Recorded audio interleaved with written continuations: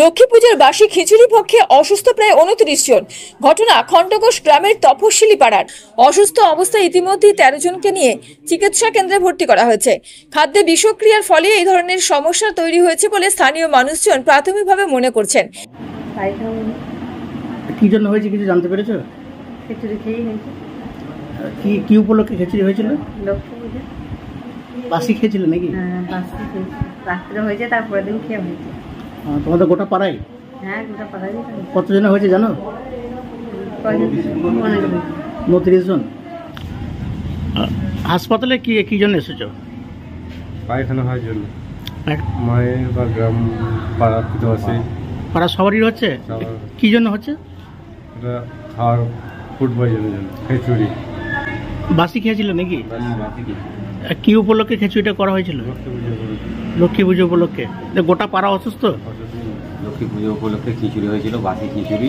আচ্ছা, সেই কারণে ফুড পয়জন হয়েছে। কতজনের হয়েছে এরকম কিছু জানা আছে নাকি? আমাদের ম্যাক্সিমাম পাড়ার পুরো পাড়ায় ম্যাক্সিমামই লোকেরই হয়েছে। আচ্ছা, তার মধ্যে ভর্তি কতজন আছে এখানে? ভর্তি আছে এখানে আপনার এখন বর্তমান 10-15 জন। কিছু ইন্দাস আছে, কিছু বর্ধমান আছে।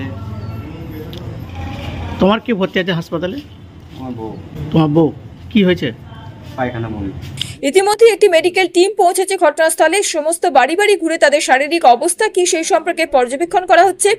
পাশাপাশি যারা গুরুতর অসুস্থ তাদেরকে চিকিৎসার জন্য নিয়ে যাওয়া হয়েছে খণ্ডঘোষ ব্লক প্রাথমিক স্বাস্থ্য কেন্দ্রে, ইন্দাস হাসপাতালে এবং বর্ধমান মেডিকেল কলেজ হাসপাতালে। স্বাভাবিকভাবেই সামগ্রিক ঘটনাকে কেন্দ্র করে চাঞ্চল্য ছড়িয়েছে গোটা এলাকায়। পরিস্থিতি যাতে আর বেশি খারাপ না হয় তার জন্য মেডিকেল টিম যেমন এলাকায় গিয়েছে, এলাকার বিধায়ক নবীন চন্দ্র বাগও বাড়ি বাড়ি গিয়ে সকল মানুষকে সতর্ক এবং সচেতন করছেন।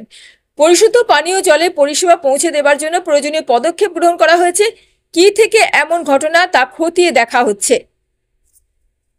রায়পাড়া রয়েছে, তার সন্নিকটে একটি তপশিলি পাড়া আছে। সেই পাড়ার আমাদের যারা গরিব মানুষ আছেন, সেই গরিব পাড়ার মানুষরা লক্ষ্মী পুজো উপলক্ষে ওই গ্রামে খিচুড়ি ভোগ হয়েছিল। সেই খিচুড়ি ভোগ রাত্রি হওয়ার পর তার পরের দিনে সকালবেলায় নিয়ে যেয়ে পাড়ার লোকরা সকলকে বিতরণ করে খায়। খাওয়ার পর ওই বিকাল 3টের থেকে আপনার শুরু হয়ে যায়, যেটা মানে ফুড পয়জন বলা হয়। সেই পয়জনের ভিত্তিতে বমি আর পায়খানা শুরু হয় এবং সঙ্গে সঙ্গে আমরা মেডিকেল টিম করার জন্যে আমাদের বিওবিএইচকে খবর দেওয়া হয় এবং বিডিও সাহেবকে সঙ্গে সঙ্গে খবর দেওয়া হয় এবং পুলিশ প্রশাসনকেও খবর দেওয়া হয়। এবং সেই খবর দেওয়ার সঙ্গে সঙ্গে আমি থাকাকালীনই ওখানে মেডিকেল টিম আসে।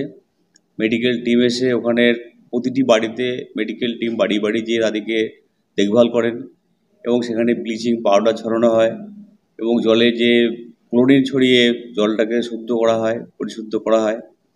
এবং আমাদের যারা পার্টির নেতৃত্ব ছিলেন তারা সবসময় তাদের সঙ্গে যোগাযোগ রেখেছে এবং এরপরেও দেখা যায় একজন মহিলা, তার অবস্থা আরও খারাপ হয়, তাকে সঙ্গে সঙ্গে আমরা বর্ধমান মেডিকেল কলেজ হাসপাতালে পাঠানো হয়।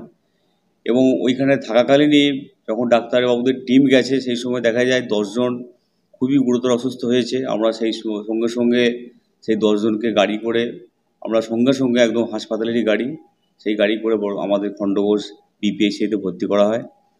বর্তমানে আমরা ইদাসের যে 2টো বাচ্চা অসুস্থ অবস্থায় ছিল তাদের খবর নিয়ে ডাক্তারের সঙ্গে আমরা আলোচনা করেছি এবং ফোন করে খবর নেওয়া হয়েছে, তারা সুস্থ আছেন। এবং বর্ধমানে যাকে ভর্তি করা হয়েছিল আমি বর্ধমান সুপারের সঙ্গে কথাবার্তা বলেছি, তিনিও সুস্থ আছেন। এবং আমাদের খণ্ডঘোষ যারা ভর্তি হয়েছিলেন কিছু অংশ লোক বাড়ি চলে গেছে এবং গ্রামের এখন যে অবস্থা হয়েছে সম্মুখীন হয়েছিল তারা সেটা থেকে আমরা বেরিয়ে আসতে পেরেছি এবং তারা সকলেই এখন সুস্থ আছে। এখন 29 জনের মধ্যে এখন খণ্ডঘোষ হাসপাতালে জোড়া 6 ভর্তি হয়ে আছে আর 2টো বাচ্চা এখনও ইন্দাসে ভর্তি আছে আর বর্ধমানে যিনি মেডিকেল কলেজ হাসপাতালে ছিলেন তাকে ছেড়ে দেওয়া হয়েছে।